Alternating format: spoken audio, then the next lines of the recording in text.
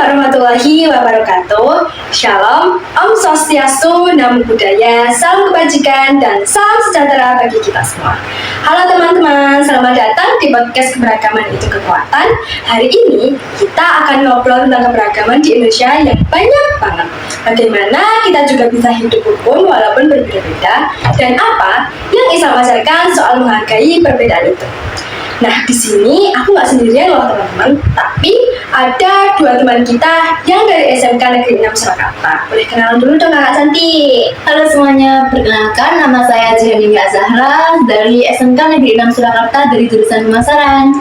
Hai semua, perkenalkan nama saya Firdausi Alia Jauhari, biasa dipanggil Firda. Saya dari SMK 6 Surakarta, jurusan Pemasaran juga. Wah, salam kenal ya Kak. Nama saya Septiana Fadila Madani, biasa dipanggil Ana. Saya dari jurusan Pemasaran. Dan sama-sama kakaknya loh, Kak Firda dan Kak Jihan. Nah, di sini, di podcast ini, kita akan bahas keberagaman yang ada di Indonesia loh teman-teman. Nah, Indonesia itu kan negara yang penuh keberagaman. Kita punya banyak suku, budaya, dan bahasa yang berbeda. Nah, menurut kalian, apa sih pentingnya keberagaman itu? Menurut saya, keberagaman itu sangatlah penting. Jika kita semua orang sama, maka kehidupan akan sangat membosankan. Dengan adanya keberagaman ini, kita bisa saling belajar dan saling melengkapi satu sama lain. Nah, selain itu, keberagaman juga menjadikan kita lebih kuat. Kita bisa bekerja sama walaupun banyak perbedaan dan kita bisa menciptakan banyak hal baru. Nah, setuju banget nih Kak. Saya setuju banget sama tanggapan dari Kak Firda dan juga Kak Jihan. Sekarang kita masuk ke pertanyaan utama. Dalam Islam, ada banyak ajaran tentang menghargai perbedaan. Nah, menurut kalian, apakah ada perintah dalam Islam yang mengajarkan kita untuk menghormati perbedaan ini? Ada dong, salah satunya di dalam Al-Quran, surat Al-Hujurat ayat 13. Allah berfirman bahwa manusia diciptakan berbangsa-bangsa dan bersuku-suku supaya bisa saling mengenal satu sama lain, bukan saling bermusuhan. Nah, selain itu, Rasulullah juga mengajarkan kita bagaimana caranya menghargai satu sama lain. Walaupun dari berbagai latar belakang, kita harus bersikap adil dan tahu cara menghargai mereka. Wah, keren banget Kak. Saya cukup kagum sekali sama jawaban dari Kak Jihan dan juga Kak Firda loh teman-teman. Nah, sekarang kita masuk ke pengalaman pribadi mereka ya. Pernah nggak kalian mengalami sesuatu yang berkaitan dengan perbedaan dari suku bangsa ini? Misalnya, berteman dengan suku yang lain maupun belajar dari budaya yang lain. Saya pernah. Waktu itu saya memiliki teman dekat yang berasal dari suku yang berbeda. Awalnya kami memiliki kebiasaan yang berbeda seperti makanan dan cara berbicara. Tapi itu justru yang paling seru. Kita bisa saling belajar satu sama lain dan saling mengetahui satu sama lain dan saling memahami juga.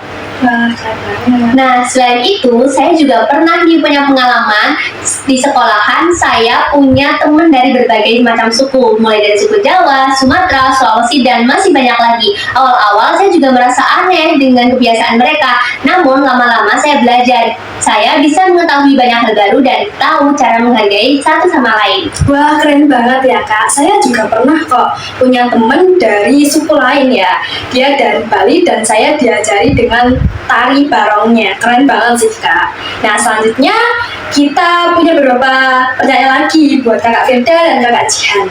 Nah, menurut Kakak Firda dulu nih, apa tantangan terbesar dalam menjaga persatuan di tengah keberagaman ini Kak? Menurut saya, tantangan terbesarnya itu sikap egois dan kurang pemahaman. Ada banyak orang yang kayak kurang memahami suku lain dan ingin memahami sukunya sendiri Kak. Jadi tanpa belajar suku lain gitu. Oh gitu, menarik juga ya Kak. Ternyata juga ada loh teman-teman yang kayak gitu. Oke, kita next buat pertanyaannya Kakak Jihan ya.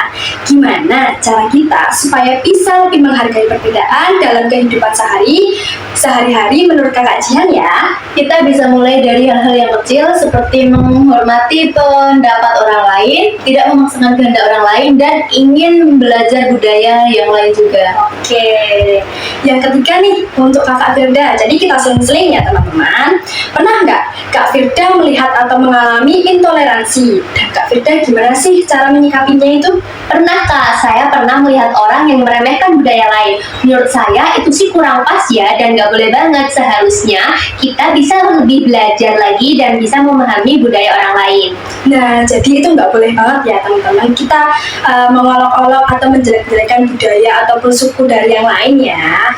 Selanjutnya, ini pertanyaan untuk Kak Jihan ya. Menurut Kak Jihan, apa yang bisa kita pelajari dari negara lain dalam mengelola keberagaman ini? Negara lain yang memiliki masyarakat yang beragam tetapi tetap rukun biasanya memiliki pendidikan yang kuat tentang toleransi. Kita bisa belajar dari mereka tentang bagaimana sih caranya membangun sikap saling menghargai dan menghormati antar sesama sejak kecil. Oh iya, jadi teman-teman nggak cuma dari lingkungan terdekat kita aja kita bisa belajar. Ternyata dari jauh-jauh negara lain kita juga bisa meniru tentang sikap baiknya loh teman-teman. Nah, ini pertanyaan terakhir untuk kalian. Nah, menurut kalian gimana caranya anak muda bisa berperan dalam menjaga persatuan bangsa ini? Anak muda bisa berperan dengan menyebarkan hal-hal positif, bisa melalui media sosial dan kehidupan sehari-hari. Kita juga bisa ikut dalam kegiatan sosial dalam berbagai kelompok. Nah, gitu teman-teman, ada 5 pertanyaan yang sudah terjawabkan oleh Kak Jihan dan Kak Firda ya. Terima kasih Kak Jihan dan Kak Firda. Wah, obrolan ini ternyata seru banget ya teman-teman. Dari tadi kita belajar kalau keberagaman itu bukan sesuatu yang harus ditakuti, tapi justru harus kita jaga. Islam sendiri sudah mengajarkan kita untuk menghormati perbedaan. Jadi nggak ada alasan untuk saling membenci hanya karena kita berbeda. Terima kasih buat teman-teman yang sudah berbagi cerita dan pendapatnya. Dan terima kasih juga buat yang sudah mendengarkan. Sampai ketemu di episode selanjutnya.